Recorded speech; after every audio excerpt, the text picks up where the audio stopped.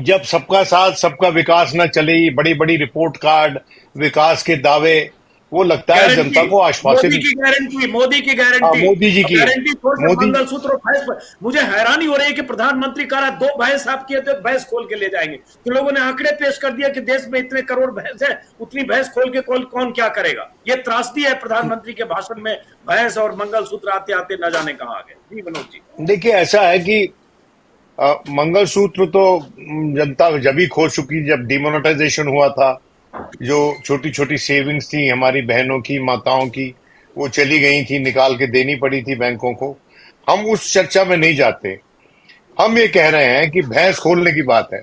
एक अच्छे पढ़े लिखे पत्रकार देखने में मुझे लगते हैं, लेकिन उनका रुझान कुछ भारतीय जनता पार्टी की तरफ है। तो एक जगह वो बोल रहे थे कि भैंस का प्रकरण इसलिए आया कि दूर देहातों में ये कहावत है कि तुम्हारी भैंस खोल के ले जाएगा। कोई चोर आ गया हो इलाके में, या किसी ने किसी को सेंध लगाई हो, तो लोग कहते हैं उसकी भैंस खोल के ले गया। तो कि भी ये जो है, ये भैंस खोल के ले जाएगा विपक्ष वाला, ये चलेगा, जनता समझ जाएगी इसको। अब ये जनता को समझाने का प्रकरण है या समझा जनता को बरगलाने का प्रकरण है, मैं नहीं जानता हूं। लेकिन इस इलेक्शन में जो भाषा शैली अपनाई लेकिन गई भारतीय जनता विनोद पार्टी जी, की तरफ विनोद से। जी, विनोद जी, हाँ, विनोद जी, भैंस खोलने वाला हाँ। एक ही क्यों ले जाएगा? दोनों क्यों नहीं ले जाएगा? नहीं, वो ठीक है, भैंस दोनों भी हो सकता है दोनों हाथों से ले जाए। मुझे और क्या वही भैंस तो मैं पता कह है, रहा पानी हूँ, मुझे में दोनों भी, क्यों नहीं कई ले भैंस जाएगा? पानी में, कई उनका भैंस मुझे पानी नहीं में भी पता। एक मुहावरा है। हाँ हाँ, मुझे हाँ, पता मैं है। यही कहने वाला था। और एक और मैं यही कहने वाला एक था, और भी गई है। भैंसिया पानी में। ये भैंस एक भैंस और भी पानी गई है। में छोड़िए। भैंसिया मेरे पानी में, ये भी सारे कहावत लोग है। भैंस पर जागृत हो गए विनोद जी फिल्मों एक साथ। फिल्मों अरे फिल्मों फिल्मों वालों ने भी भैंस को कैश किया था। मेरे भैंस को डंडा क्यों मारा, तेरे बाप का वो क्या खाती थी। वो भी गाना देखो, भी है, मेरी बहुत बात। बढ़िया, शम्मी कपूर का।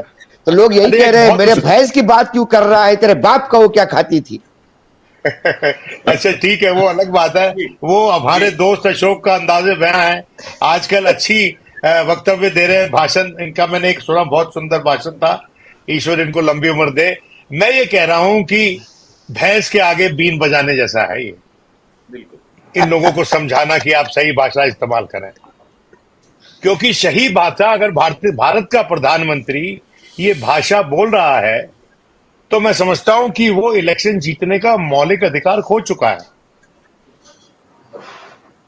क्योंकि बहुत बड़ी बात कर रहे हैं आप। जिस पद्धति में अन्य प्रधानमंत्री हैं, उसी पद्धति में उनके वरिष्ठ अटल बिहारी वाजपेयी हैं। कभी गाली गलौज नहीं किए, बहुत सभ्य भाषा बोलते थे। हमारे जितने प्रधानमंत्री हुए हैं, मुझे आप एक प्रधानमंत्री बता दें जिसकी भाषा शैली मानिए तत्कालीन प्रधानमंत्री की तरह हो। एक भी बता दें। मिसाल होता है देश का प्रधानमंत्री जनता के लिए। रास्ता चंद्रशेखर जी कहा करते थे, हम चंद्रशेखर जी को बोलते थे, जी आप की जनता जो है पॉपुलर सेंटीमेंट के विरोध में आप जाते हैं, you are not sensitive to public sentiment. तो वो कहा करते थे, नेता हम है कि जनता नेता है, रास्ता हमने दिखाना है जनता को, जनता हमें रास्ता दिखाएगी। वो ये मानते थे कि लीडर का कर्तव्य है कि जनता को सही दिशा दिखाए। हाँ, अध्यक्ष जी चंद्रशेखर जी स्वयं बहुत गलतियां की अपने कार्यकाल में, लेकिन ये बात वो बड़े मुद्दों पर पोजीशन लेकर बोलते थे पार्लियामेंट में। और मेरी व्यक्तिगत जानकारी है कि बलिया से बहुत से ऐसे लोग थे जो कैंडिडेट उनके खिलाफ नहीं देते थे, क्योंकि ये आश्वासित थे इस बात से कि चंद्रशेखर जी जैसे नेता सदन में चाहिए, ताकि बड़े मुद्दों पर पोजीशन लेने वाला, राह दिखाने वाला कोई नेता हो जिसको और लोग सुने। तो बिल्कुल सही। मैं समझता हूं कि आज के दिन भारत का जो डिस्कोर्स है वो दिशाविहीन इसलिए है कि जिन लोगों को दिशा देनी है उस डिस्कोर्स को, वही खुद राह से भटके हुए हैं, या वो राह ढूंढ रहे हैं दोबारा सत्ता तक की। और क्यों ये बदजुबानी कर कर वो राह ढूंढने की कोशिश कर रहे हैं, इसके कारण तो होंगे जो हमें जमीन से आवाजें सुनाई देती हैं। जो पहले 2 राउंड के इलेक्शन हुए, उसका वोट परसेंटेज नहीं दिया गया, और दिया गया तो यह नहीं बताया गया कि कितने का परसेंट वो बता रही है। भाई, इलेक्शन कमीशन ने कहा कि इतने परसेंट वोटिंग हुई, कितने का इतना परसेंट वोटिंग हुआ, ये इलेक्शन कमीशन नहीं बता रहा है। जो संस्थान है जिनको इसलिए लगाया गया है, बनाया गया है कि वो ट्रांसपेरेंसी बरकरार रखें, वही लीपापोती कर रहे हैं, वही स्मोक स्क्रीन लगा रहे हैं। और इस सब के चलते मुझे लगता है कि माननीय प्रधानमंत्री मंगलसूत्र की बात करें, जिसकी भी बात करें, अंतोतोगत्वा उनका एक ही उद्देश्य है कि इतना इस माहौल को कुछ ऐसा बना दें कि जो उनके कोर कॉन्स्टिट्यूंसी है वो जमी रहे, और उसके साथ लोगों को जोड़ने की कोशिश कर रहे हैं। मंगलसूत्र पे जब उनका बयान आया तो मेरा एक मित्र है, सुबह मेरे साथ सैर करता है और उसका रुझान माननीय प्रधानमंत्री की तरफ है, तो मेरे साथ चुपचाप सैर करता रहा। 5 मिनट के बाद स्वयं बोला, ये बात नहीं करनी चाहिए थी इनको। मैंने कहा किनको? कहते मोदी जी। मैंने कहा वो तुम्हारे नेता है। कहते नहीं, ये ज्यादा है, ये ठीक नहीं है। तो जो लोग मोदी जी के समर्थक भी हैं, कुछ बयान उनको भी खरे नहीं उतरे, और देखते हैं आगे होता है क्या। लेकिन ये जो राउंड ऑफ इलेक्शन है, इसमें मैं समझता हूं महाराष्ट्र में और कर्नाटक में, मैं गुजरात की बात नहीं कर रहा हूं, वेस्ट बंगाल का मेरे पास जो इंफॉर्मेशन है, वो ज्यादातर इंफॉर्मेशन मेरे दोस्त गौतम जैसे दोस्त हैं उन्हीं से बात करके मेरे पास आती है। कभी कभी मोना दीपक को भी हम देख लेते हैं, सुन देते हैं। तो जो लोग पुराने लोग हैं उनकी बातों भी विश्वास करने की जरूरत है, क्योंकि वेस्ट बंगाल में अब जो एक बड़ा एक नैरेटिव बनाया गया था संदेश खाली का, और उसके बाद जो टेप्स बाहर आई हैं, और उसके बाद जो माननीय गवर्नर साहब का, मैं ये नहीं कह रहा हूं कि उन पे जो आरोप है वो सही है, लेकिन governor should have come clean. Governor को स्टेप डाउन करने में क्या दिक्कत है? कोई दूसरा गवर्नर कॉन्फ्रेंस चार्ज ले सकता है वहां पर in the interest of transparency. इतना बड़ा ओहदा है, उस स्टेट में गोपाल गांधी जैसे गवर्नर रहे हैं भाई, सही बात, if I am not wrong. बिल्कुल राजगोपाल गांधी, बिल्कुल सही कहा। देखिए आप मुझे मेरी बात सुनिए आप, कि इतना बड़ा ओहदा है, और वेस्ट बंगाल का गवर्नर, वेस्ट बंगाल इतनी प्रबुद्ध स्टेट मानते हैं, इस देश की इंटेलेक्चुअल रिपोजिटरी है वेस्ट बंगाल, वहां का गवर्नर एक ऐसे आरोप में घिरा हो और वो कहे अपने स्टाफ को कि मेरे खिलाफ कोई एक्शन नहीं हो सकता, मैं कॉन्स्टिट्यूशनली प्रोटेक्टेड हूं। ये कोई गवर्नर को शोभा देती है बात करना? और मैं समझता हूं क्या इस बात का संज्ञान माननीय राष्ट्रपति नहीं लेंगी? कम से कम चिट्ठी भी नहीं लिखेंगी उनको? क्या आज के दिन गवर्नर साहब is a tested, is a credible human resource to give a report against the state government on any issue, or keep the central government informed about the state on any issue, जो कोई ऐसे आरोपों में घिरा हो। और अभी तक कोई भी टेलीविजन चैनल जिस महिला ने आरोप लगाया है उसको कैमरे के सामने नहीं लाया कोई भी। वो कह रही हैं, उनके वक्तव्य में कितनी सच्चाई है, तथ्य क्या है? अजीब सा माहौल बना रखा है। और अब कल जो स्टेट एक और गवर्नर साहब ने बड़ी तत्परता से एक केस रजिस्टर करवा दिया, जो अभी नजरबंद मुख्यमंत्री हैं दिल्ली के। देखिए हर तरफ से इशारा यह है कि किसी भी तरह से जो पब्लिक डिस्कोर्स है विशिएट कर दो, पॉलिटिकल एटमॉस्फेयर विशिएट कर दो, जनता को अपने विवेक का इस्तेमाल करने के ना कर सके ऐसा हताश कर दो, ऐसा निस्सहाय कर दो। People should not be able to vote with an equilibrium of mind, with a stable mind. तो ये तो सबसे बड़ा मैं समझता हूं इलेक्शन प्रोसेस का सबसे बड़ा पोल्यूशन है, उसका सबसे बड़ा मैं समझता हूं वायलेशन ऑफ उसकी सैंक्टिटी है। क्योंकि जब वोटर जा रहा है वोट डालने, तो उसको सधे दिमाग से एक्विलिब्रियम, उसका जो मेंटल एक्विलिब्रियम है उसके साथ उसको जाना चाहिए, वो उसको डिस्टर्ब करने की कोशिश है ये। तो बड़ी दुख की बात है। लेकिन और जिसने आरोप लगाया, ये जो आरोप लगाया, मैं कोई वकील नहीं हूं केजरीवाल का, अगर उसने पैसे लिए हैं किसी ऐसे संदिग्ध सोर्स से तो उसकी जवाबदेही बनती है। लेकिन जिसने ये आरोप लगाया है उनके बताया जाता है कि लिंक है एक ऐसी संस्था से जिसके अध्यक्ष करीबी माने जाते हैं भारतीय जनता पार्टी के शीर्ष नेतृत्व के। जी सही कह रहे हैं आप विनोद जी, आपकी चिंता बहुत सारी वाजिब है एक सीनियर जर्नलिस्ट के तौर पर। आपने 4 दशक की राजनीति को देखा है। अच्छा वो आपने जिक्र किया चंद्रशेखर जी की, उनकी राजनीति पर तमाम असहमतियों के बाद लोग सदन में उनको सुनना चाहते थे और उनके भाषण अभी भी दर्ज है और भाषण कई बार पार्टी लाइन से अलग हटकर एक स्टेट्समैन की तरह होते थे। और हमने वो दौर भी देखा, वाजपेयी की सरकार तो तब भी बीजेपी की थी, लेकिन वाजपेयी का दौर भी देखा और बाकी प्रधानमंत्रियों का दौर। अजीत मैं तुम्हें एक किस्सा सुनाता हूं कि जॉर्ज फर्नांडिस पार्लियामेंट में बोल रहे थे और जॉर्ज फर्नांडिस ने हवाला दे दिया किसी मुद्दे का जिस मुद्दे पे उनकी बातचीत प्रधानमंत्री से हुई थी, मतलब राजीव गांधी से। तो जब ये उन्होंने बोल रहे थे तो बगल में बैठे थे अटल जी उनके, तो अटल जी ने पूछा ये आपको किसने बता दिया? तो जॉर्ज फर्नांडिस बोले ये मुझे प्रधानमंत्री ने स्वयं बताया। और अटल जी बोले तो आपने फैसला ले लिया कि आके आप सदन में सब प्रत्यक्ष कर देंगे, फिर आगे से बातचीत कैसे होगी? फिर आगे से विपक्ष और प्रतिपक्ष में बातचीत कैसे होगी? ये लेवल ऑफ ट्रस्ट आप डिस्ट्रॉय क्यों कर रहे हैं? और ऐसी इंटरव्यू करके रोका। बहुत गरिमा की कहानी है सर, जब वाजपेयी बीमार थे और कैसे उनको राजीव गांधी के कार्यकाल में विदेश भेजा गया था इलाज के लिए और उस बात को एक्नॉलेज नहीं किया या उस बात को प्रचारित नहीं किया गया। लेकिन उस पर हम जाएंगे कभी चर्चा में। बहुत सारे वो दौर हमने देखा है, गरिमा और मर्यादा का। अशोक आपके पास ओंकार जी आपके पास भी, मैं चाहता हूँ सब अपनी बात कहे, मैं बीच में टोका टोकी नहीं चाहता हूँ। अशोक वानखेड़े, बहुत एक सैद्धांतिक बात की विनोद शर्मा ने। सीटों की बात तो हम कर रहे हैं, राज्यों की बात कर रहे हैं, महाराष्ट्र से लेकर बंगाल तक, लेकिन ओवरऑल प्रधानमंत्री के वक्तव्यों की बात भी बहुत अहम है कि चुनाव के दूसरे दौर से पहले ही प्रधानमंत्री, मैं कहूंगा, डिरेल हुए और प्रधानमंत्री पद की, अब जैसे एक भाषण उनका 2-3 दिन पहले था, ये कैसे यदुवंशी हो रे माफ करे हो रे, ऐसा प्रधानमंत्री ये कैसे यदुवंशी हो रे कह रहे।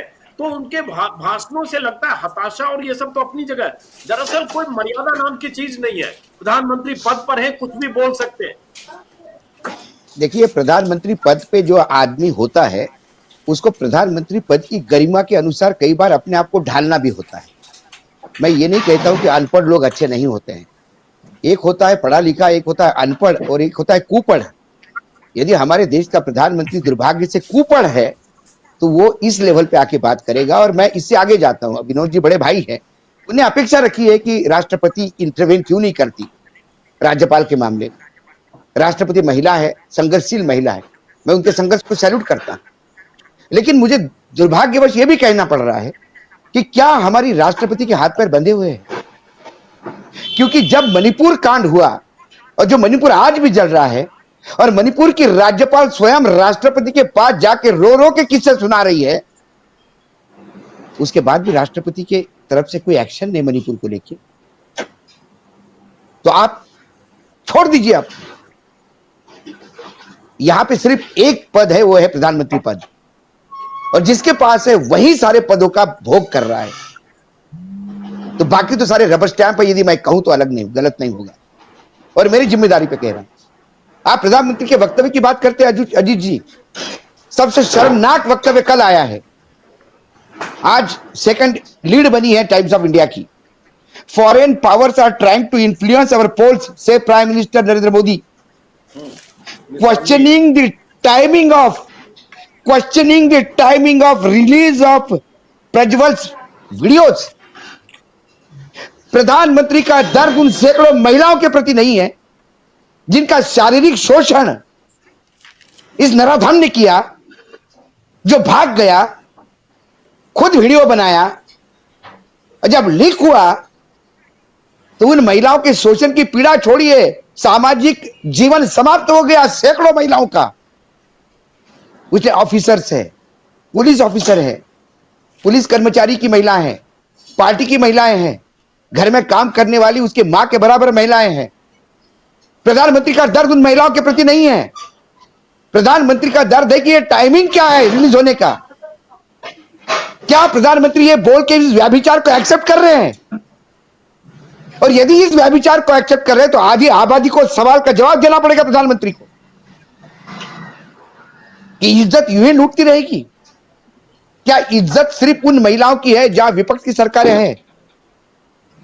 संदेश खाली के लिए आपके आंखों में आंसू आते हैं, कर्नाटक की इन महिलाओं के लिए आपके आंखों में आंसू नहीं है, क्योंकि व्यभिचार करने वाला कोई आपका अपना सगा है। आपको गुजरात के लॉ कॉलेज में महिलाओं के साथ, उन स्टूडेंट के साथ सामूहिक व्यभिचार होता है, लड़कों के साथ भी व्यभिचार होता है, वहां आपकी आंखों में आंसू नहीं आते।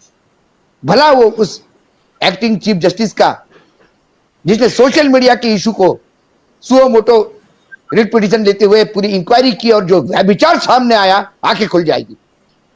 क्या बीएचयू में आईआईटी की लड़की के साथ जो हुआ, वो 4 नराधम कौन थे? बीजेपी के कार्यकर्ता थे। क्या कर रही थी योगी की पुलिस? कहां गया बुलडोजर? कहां गए प्रधानमंत्री के आंसू?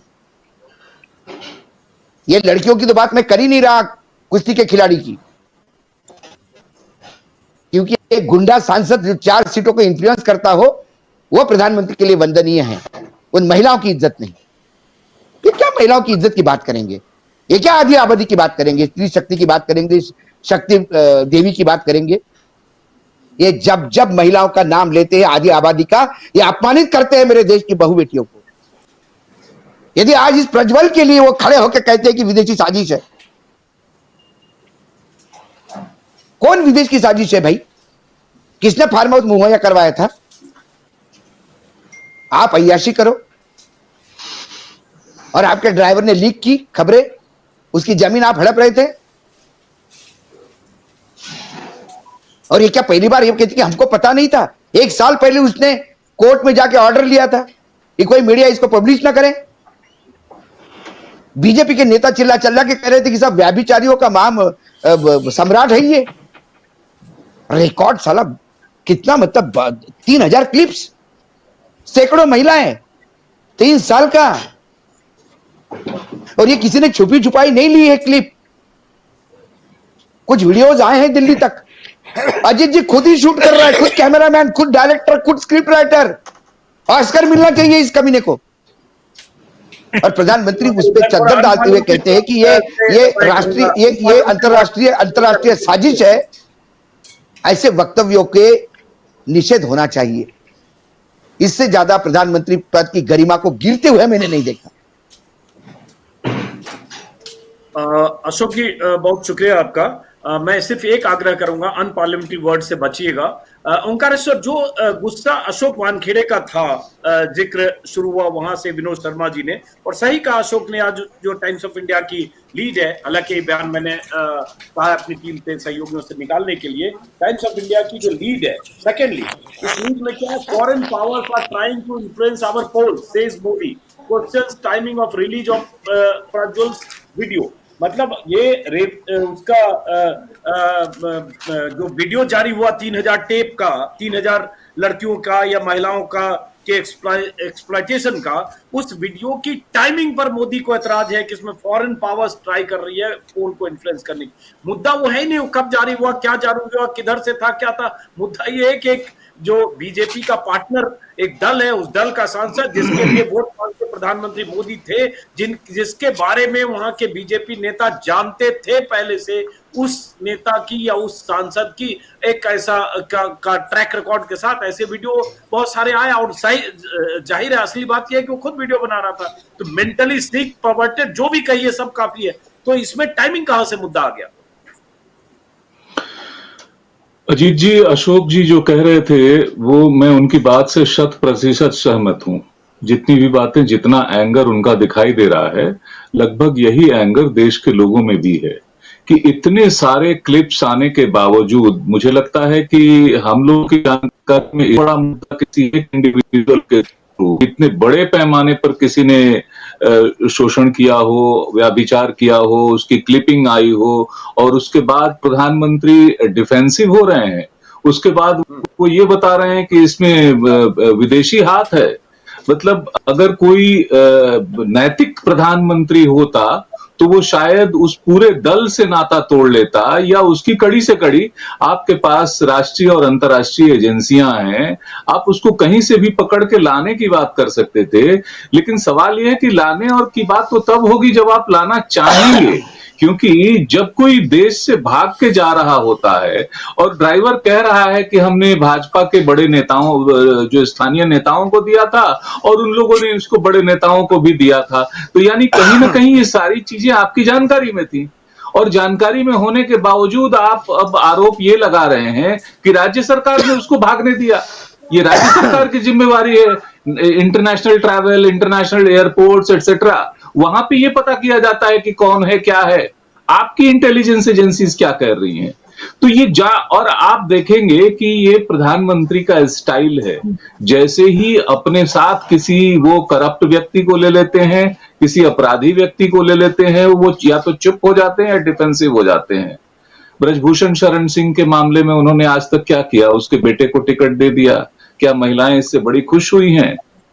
आपने मणिपुर के मामले में देखा, वो चुप हो गए हैं। इतिहास में ऐसा कभी नहीं हुआ कि एक पूरे स्टेट में पिछले साल भर से सैकड़ों लोगों की हत्याएं हो रही।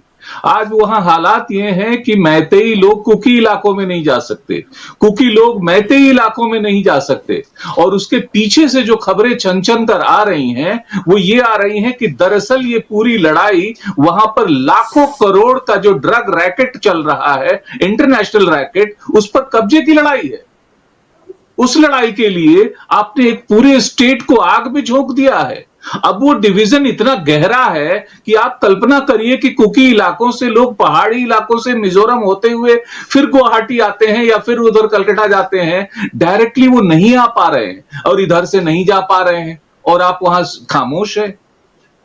उसी मणिपुर की एक बात बताना चाहता हूं। वहां आरामबाई टेंगोल नाम की एक संस्था इन्होंने किन्ने खड़ी की है। उस एक राज्यसभा सांसद बताया जाता है, वो पैट्रोनेज है, वो आर्म्ड ग्रुप है। उसकी ताकत इतनी है कि उसने राज्य के सारे विधायकों की, मंत्रियों की, यहां तक कि केंद्र के जो मंत्री उस राज्य के, उसकी परेड करवा दी, एक लाइन में खड़ा करके, और वीडियो लिया है और उससे साइन करवाया है पिटीशन पे, जिसमें चीफ मिनिस्टर के भी साइन है।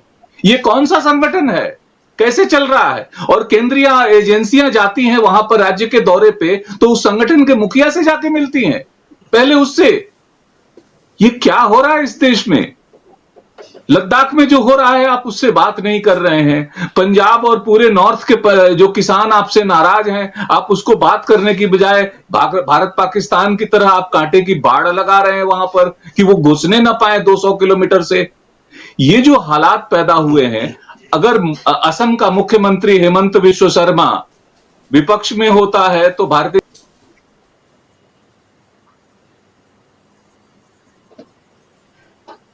आवाज डिस्कनेक्ट हुई। ओंकारेश्वर के शायद चेक करिएगा, कोई नहीं, चेक करिएगा, वो दोबारा कनेक्ट करिएगा। सुनील शुक्ला जी, मेरे ख्याल से ओंकारेश्वर जी का ऑडियो डिस्कनेक्ट। सुनील शुक्ला जी, एक तो लार्जर, उसके बाद कर रहे थे, बस आ रहा हूं। हाँ, चलिए पूरी करिए। मैं संक्षेप की बात करूंगा। विनोद जी उनके भाषणों की चर्चा कर रहे थे और किस तरह से ये गिरावट आई है, ये ऐतिहासिक गिरावट। आज तक तो हम सबसे वरिष्ठ मुझे लगता है विनोद जी हैं, और भी लोग, सुनील जी बैठे हुए हैं, सभी लोग हैं, अशोक जी और मोनिदीपा। हमको आपको कभी भी किसी प्रधान, कभी किसी बिल्कुल सबसे जूनियर मैं ही हूं, तो सबको सबने देखा है, पार्लियामेंट को इतने लंबे समय से देखा है। इस भाषा का इस तरह का इस्तेमाल कम से कम भारत के लोकतांत्रिक पद्धति में, परंपराओं में तो कहीं नहीं दिखाई देता है। कितने शालीन प्रधानमंत्री हम लोगों ने देखे हैं, भले चुप हो, मनमोहन सिंह आप कह लें, लेकिन मनमोहन सिंह की प्रतिष्ठा आज उससे ज्यादा बढ़ गई है। मालूम होती है कि भाई इससे इतने वाचाल प्रधानमंत्री से तो अच्छा था कि आप न बोलते, इतना ज्यादा बोलने लगे हैं। मैं आपको मॉडल कोड ऑफ कंडक्ट की एक पहली लाइन एक पढ़ के सुनाना चाहता हूं, जो इस पर एकदम बहुत जरूरी है, जो याद करने लायक है। नो पार्टी और candidate indulge in any activity which may aggravate existing differences or create mutual hatred or cause tension between different castes and communities, religious or linguistic। आप क्या कर रहे हैं? आपने चुनाव आयोग को अपने हाथ में ले लिया। क्यों ले लिया भाई? क्या आप जीवन भर प्रधानमंत्री रहने वाले हैं? कल को कोई दूसरा प्रधानमंत्री होगा तो क्या आप चाहेंगे कि उसके हाथ में चुनाव आयोग हो? आप बापू के 3 बंदर बना रहे हैं चुनाव आयोग को। अजीब हाल है। हर आदमी धर्म की, जाति की और खुलेआम बात कर रहा है। खुलेआम हिंदू मुसलमान कर रहा है। एक जमाना था जब दंगे भी होते थे और एक रिपोर्टर के रूप में हम लोग लिखते थे तो हम लोगों को यह इजाजत नहीं थी कि 2 जातियों के नाम लिख दें या 2 धर्मों के नाम लिख दें। यह लिखा जाता था कि 2 संप्रदायों के बीच दंगे हुए, 2 स्थानीय जातियों के बीच दंगे हुए। जातियों का नाम नहीं लिया जाता था। तेजस्वी ने जब कहा कि भाई सनातनी है तो राष्ट्रपति भी और तीनों सेनाध्यक्ष के तो बड़े विफर गए लोग। मैंने ये सवाल किया कि हर रोज जब आप राष्ट्रपति का नाम लेके कहते हैं कि हमने आदिवासी को बनाया है, आदिवासी है, आप उसके कास्ट को क्यों ले जाते हैं भाई? आप उसको आदिवासी कह सकते हैं, दूसरा कोई हिंदू नहीं कह सकता उसको। तो आपने इस पूरे ये जो डिस्कोर्स है, पॉलिटिकल डिस्कोर्स है, ये जो राजनीतिक जो बहस होती है, विचार मंथन होता है, उसको इतना नीचे गिरा दिया है कि बहस के स्तर पर ला दिया है। और बात वही आ रही थी और वही हम खत्म करेंगे कि लगता है आपकी भैंसिया गई पानी में। आपकी भैंस पानी में चलती हुई जा रही दिखाई दे रही है सभी जगहों से। गुजरात जैसे इलाकों से जो अच्छी खबरें नहीं आ रही हैं। और ये भी तथ्य है अजीत जी, बहुत कम लोगों को इस बात पर ध्यान होगा कि जब तक ये मंत्री थे तक एब्सोल्यूट सारे के सारे लोकसभा जो सीटें हैं वो बीजेपी के पास नहीं थी। ये सिर्फ तब उछाल आया है 2002 के बाद, 2002 के बाद भी नहीं आया, 2012 के बाद आया। 2014 में जब ये प्रधानमंत्री पद के कैंडिडेट हुए तो गुजराती अस्मिता जगी और उसके बाद पूरी की पूरी सीटें जो हैं इनके पास आई हैं।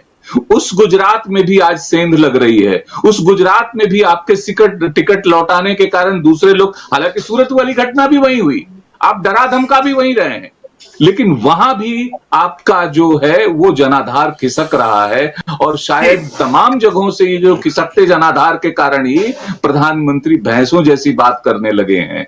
ये बड़े दुर्भाग्य और दुख की बात है। चलिए सुनील शुक्ला जी, चूंकि बात उसी एक सवाल लूंगा मौनी दीपा, उसके बाद फ्री कर दूंगा, आता हूं आपके पास। सुनील शुक्ला जी, चूंकि बात प्रधानमंत्री के भाषण की हम लोग करने लगे, विनोद जी से शुरू हुआ, वही अशोक जी ने कहा, ओंकारेश्वर जी ने, और ये बहुत अहम है डिस्कोर्स के लिए, इसलिए कि मुख्य धारा के चैनल पर इस पर कोई सवाल कभी होगा नहीं। कोई विपक्ष का नेता कोई बयान दे और उसके बयान में से कुछ चीज एक लाइन निकालकर 24 घंटे चैनलों पर बहस हो सकती है, लेकिन प्रधानमंत्री इस तरह की भाषा का इस्तेमाल जो कर रहे हैं, मैं जितनी बार उनका भाषण सुनता हूँ सोचता हूँ किस तरह से क्या बोल रहे हैं, कहां जा रहे हैं, कहां ले जा रहे हैं। वही भैंसा मंगलसूत्र जो भी है, इसके अलावा पाकिस्तान और दुनिया भर की बातें प्रधानमंत्री के भाषण में, मतलब प्रधानमंत्री के भाषण में बिना मुसलमान की अब बात ही नहीं हो रही है। मुसलमान 2019 में नहीं था, अगर मुझे याद है, शमशान कब्रिस्तान 2017 में कहा, लेकिन धर्म नहीं कहा। वो झारखंड में उन्होंने कहा कपड़ों से लोग पहचाने जाएंगे, मुसलमान नहीं कहा।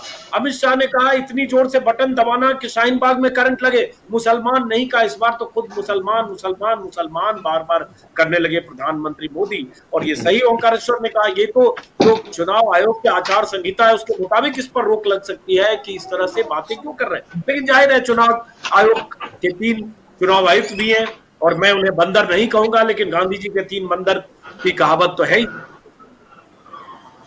आप उम्मीद क्या कर रहे हैं उनसे, प्रधानमंत्री से क्या कहें वो? अगर वो मुसलमान की बात न करें, मीट की बात न करें, विदेशी शक्तियों की बात न करें, तो करेंगे क्या? कौन सी बात आप बताना चाहते हैं कि बात करनी चाहिए? किसकी बात करें? नोटबंदी की बात करें, जीएसटी की बात करें, इलेक्टोरल बॉन्ड की बात करें? कौन सी बात आप उनसे, महंगाई, बेरोजगारी, किसकी बात कराना चाहते हैं आप उनसे? उनको ये बातें तो उनके घोषणा पत्र में भी नहीं है। और ये विदेशी शक्तियों की बात जिसकी हम लोगों ने चर्चा की, उन्होंने कहा और बहुत महत्वपूर्ण बात कही, या आज उन्होंने नहीं कही है, ये 20 अप्रैल को कर्नाटक में पहले भी कह चुके हैं वो, कि विदेशी ताकतें और कुछ दुनिया के प्रभावशाली लोग हमको सत्ता से बाहर करना चाहते हैं। सवाल यह है कि इस देश की जनता अगर आपको नहीं चाहेगी सत्ता में रखना, तो विदेशी कौन सी ताकत इसमें लग जाएगी भाई? और विदेश में तो सभी लोगों से आपकी मित्रता है, सबसे आप गले मिलते हैं। कौन ऐसी विदेशी ताकत है? सवाल यह है कि आपके पास, और इन भाषणों का असर क्या है? अभी आपने दिखाया नीचे, सबसे कम मतदान वाले में महाराष्ट्र है। 6%, 7% नहीं, पूरा नहीं, 2 घंटे में। महाराष्ट्र ऐसा राज्य नहीं है जहां मतदान की स्थिति हो जाए, वो भी तब जब आप सत्ता के बड़े प्रमुख दावेदार हैं। क्यों ऐसा हो रहा है? अगर आपकी ब्रांड इतनी महत्वपूर्ण है तो लोग मतदान करने क्यों नहीं निकल रहे हैं? सवाल केवल यह है कि आपके पास कहने के लिए कुछ नहीं है, और जितनी चीजें आपने शुरू की कहना, वो सभी किसी चीज का आप नैरेटिव नहीं बना पाए, लोगों के बीच में विमर्श नहीं बन पाए। अब आपकी यह बाध्यता है कि आप इन्हीं तरह की चीजों की बात करें, जो जिस मुद्दे को लेकर के आप आगे आते हैं, उन मुद्दों को आप खुद ही खारिज कर देते हैं। आपने कहा कि जब इलेक्शन की शुरुआत हुई, आपने कहा कि भ्रष्टाचार और परिवारवाद, इसमें हमारा कोई समझौता नहीं है। इलेक्टोरल बॉन्ड से बड़ा भ्रष्टाचार कुछ आज तक देश में समझ में नहीं आ रहा है किसी के। किससे बड़ा भ्रष्टाचार क्या होता है? सरकार भ्रष्टाचारियों को संरक्षण दे, उनसे पैसा ले ले। भ्रष्टाचार और किसको कहते हैं? पैसा ले और काम करें, पैसा ले और ठेका दे, यही तो भ्रष्टाचार है। भ्रष्टाचार और कोई परिभाषा तो उसकी है नहीं, और सबसे बड़ा भ्रष्टाचार सामने आ गया। परिवारवाद का आपने नारा दिया, जितनी परिवारवादी पार्टियां हैं सब आपके साथ है। चिराग पासवान भी आपके साथ है, अनुप्रिया पटेल भी आपके साथ है। किस परिवारवाद की आप बात कर रहे हैं? केवल गांधी नेहरू परिवारवाद है, बाकी किसी का परिवारवाद नहीं है।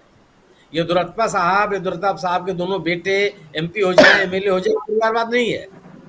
अरे ताजा परिवार तो भूषण का परिवार है, अजीत पवार तो है ही ताजा परिवार। भाई ऐसा नहीं होगा शरद पवार की बेटी अजीत पवार पत्नी, वो परिवारवाद नहीं है। और ताजा तो भूषण का बेटा। भारतीय जनता पार्टी दावा करती है कि सबसे बड़ा ब्रांड मोदी जी का, मैं स्वीकार भी कर लेता हूं, लेकिन क्या कोई ऐसा ब्रांड है जो ब्रिजभूषण शरण सिंह के खिलाफ इतनी शिकायतों के बावजूद भी आप उनका टिकट काटने का साहस नहीं जुटा पाए और कहें कि आप सबसे बड़ा ब्रांड हो गए, हमारे नाम पर पार्टी चुनाव जीतती है? ये संभव है कहीं? सवाल केवल है ना कि आप जितनी बात कहना चाहते हैं, कोई भी बात आप चला रहे हैं, वो सफल नहीं हो रहा। आप बंगाल में आपने संदेश खाली की बात उठाई। भाई अगर आप संदेश खाली, महिलाओं के बारे में हर व्यक्ति को संवेदनशील होना चाहिए, लेकिन ऐसा थोड़ा कि संदेश खाली पे आप बुखर हो जाएंगे और मणिपुर पे आप शांत हो जाएंगे। आप प्रज्वल रमन्ना के बारे में आप शांत हो जाएंगे और आपको संवेदनशील नहीं मान लिया जाएगा। ये देश के नागरिक आपको मानेंगे नहीं, बहुत संवेदनशील व्यक्ति हैं आप, और महिलाओं का सामान आप बचा के रखेंगे। और संदेश खाली का जो नया वीडियो आ गया है, स्टिंग ऑपरेशन, किसी छोटे मोटे व्यक्ति का नाम नहीं आया, उस विपक्ष का नेता का नाम आया। वो विपक्ष का नेता जिसको आप टारगेट करते रहे हैं, जिसके खिलाफ आपने रेड किया था, उनको अपने पार्टी में शामिल कराया, विधायक बनाया और विपक्ष का नेता ही बना दिया। कोई भी नैरेटिव आप चलाना चाह रहे हैं, आज आप कहते हैं कि साहब मुसलमानों की स्थिति क्या रह गई है, देश की हालत आपने कहां पहुंचाती है? मुसलमान किसी बात से बोलने के लिए तैयार नहीं, चुपचाप बैठा हुआ है। महाराष्ट्र जैसा जागरूक राज्य, आप अनुराग जी से कंफर्म करेंगे, किसी पार्टी ने मुसलमान को उम्मीदवार नहीं बनाया। यह इस दिशा में आपने पहुंचा दिया है कि किस तरीके से बहुसंख्यक राजनीति हो रही है। ये देश बनाना है। मैं गर्व करता हूं कि मैं चंद्रशेखर जी का मतदाता रहा हूं, और जिसको नेता कहते हैं, विनोद जी ने कहा, वाकई नेताओं की ऐसी जरूरत होती है। आज जो आप अहमदाबाद और गांधीनगर में दिखा रहे हैं, मुझे ध्यान है मैं सैफई में था और 2004 का चुनाव था। मुलायम सिंह अपने घर से निकले काफिले के साथ मतदान करने के लिए, केंद्रीय अर्धसैनिक बलों ने उनको रोक दिया कि आप नहीं जा सकते इस तरह। अकेली गाड़ी पे आए और उनका बाहर मतदान केंद्र से कम 25 मीटर 30 मीटर की गाड़ी रुकी और पैदल अकेले उतर करके मतदान केंद्र के भीतर गए। किसी भी व्यक्ति को सड़क पर, यही निर्वाचन आयोग के लोग हैं जो चलने नहीं देते थे। लंबा लंबा आप जुलूस निकाल रहे हैं, तमाम बीजेपी के लोग इकट्ठे हैं, सड़क के किनारे लोग खड़े हैं, उनका अभिवादन चल रहा है। क्या बताना चाहते हैं आप? सबसे बड़ा सवाल ये नहीं है कि या आप निर्वाचन आयोग इसको कितनी कड़ाई से लागू कर रहा है, उससे बड़ा सवाल है कि आप अपने आचरण से लोगों को क्या सिखा रहे हैं। आप क्या बताना चाहते हैं कि हम आदर्शों को माने, मर्यादाओं को माने, नियम कानून को माने, किस अनुकरण की बात करें? अब आप इसको दिखाइए। आप मैंने किस दिशा में आप ले जा रहे हैं, क्या बताना चाहते हैं लोगों को? चुनाव जीतना और हारना, आप कोई व्यक्ति चुनाव लगातार जीत नहीं सकता, कोई व्यक्ति लगातार सत्ता में नहीं रह सकता, कोई पार्टी सत्ता में नहीं रह सकती, लेकिन आपके कार्य, आपके जो आचरण होते हैं वो लोगों को प्रेरित करते हैं या लोगों को बरगलाते हैं। इस तरह का जो दृष्टिकोण है, प्रधानमंत्री के साथ विशेष सुरक्षा होती है, लेकिन आप ये किनारे किनारे जो बैरिकेडिंग लगी हुई है, क्या पूर्व तैयारी नहीं है? आप आइए, मतदान कीजिए, मतदान करके आप चले जाइए। क्या इसके पहले इस देश के प्रधानमंत्री ने मतदान नहीं किया? अधिकांश प्रधानमंत्री दिल्ली के मतदाता रहे हैं। चंद्रशेखर जी को मैं अलग कर दूं, देवेगौड़ा साहब का आप अलग कर दीजिए। अरे भाई, मनमोहन सिंह को वोट देते हमने देखा तो सिर्फ पोलिंग बूथ की तस्वीर आती थी कि पीएम ने वोट दिया, ऐसे निकल के पोलिंग बूथ के बाहर और उसके बाद कतार में लाइन खड़े लेके, देखिए वो कमल का निशान लेकर इतने लोग खड़े हैं वहां पर, पार्टी का बैनर झंडा सामने है और मोदी जी उन सबके बीच गुजर रहे हैं। तो चुनाव के दिन बूथ से निकल के इस तरह का जो प्रदर्शन कर रहे हैं, और ये चैनलों पर लाइव चला होगा, ये हमने नहीं देखा 2004 में, नहीं देखा, चला होगा, नहीं चल रहा है, हमने 2009 में नहीं देखा, और 2014 में पहली बार तभी देखा जब आरोप लगा था कि मोदी जी ने पोलिंग बूथ से बाहर निकलकर ऐसे कमल के निशान दिखाए थे, और तब सवाल भी उठा था कि वो जो दायरा है 100 मीटर या 200 मीटर उस दायरे से बाहर है या नहीं। नहीं, आप इस तरह से भीड़ लेकर नहीं चल सकते। 100 मीटर 200 मीटर के बाद भी आप इस तरह से भीड़ लेकर नहीं चल सकते। निर्वाचन आयोग का जो मॉडल कोड ऑफ कंडक्ट है, ये इसकी मनाही है पूरी तरह से। आप ये इस तरह आप, और दूसरी चीज आप सोचिए कि निर्वाचन आयोग, अपनी बात मैं पूरी कर दूं, निर्वाचन आयोग मतलब चुनाव चिन्हों के विजिबिलिटी को कम करने के लिए अगर उस तरह की चीजें बनी होती है तो उसको कपड़े से ढकता है। लाखों करोड़ रुपए खर्च किए जाते हैं इस मामले के लिए कि आप किसी के ऊपर आप कोई दबाव न बने या व्यक्ति को स्वतंत्र निर्णय लेने में कहीं संकोच न हो। आज आप सरेआम मतदान के दिन ये चीजें हो रही हैं, कोई नहीं रोकने वाला। सवाल केवल इस बात का है कि इन चीजों से आप लोगों के सामने एक ऐसी तस्वीर प्रस्तुत करना चाहते हैं, कर रहे हैं कि लोगों के मन में आदर्शों को लेकर, मान्यताओं को लेकर के, परंपराओं को लेकर कोई सम्मान न हो, और इस तरह से एक ऐसे समाज का निर्माण कर रहे हैं आप जिससे कोई समाज विकसित नहीं होता। किसी समाज में एकता नहीं आती, किसी समाज में कोई समाज ऐसा नहीं होता जिसमें लोग अपने आप को आगे बढ़ता हुआ देखें, संस्कार अच्छे बने। ये कम से कम ये स्थितियां नहीं है।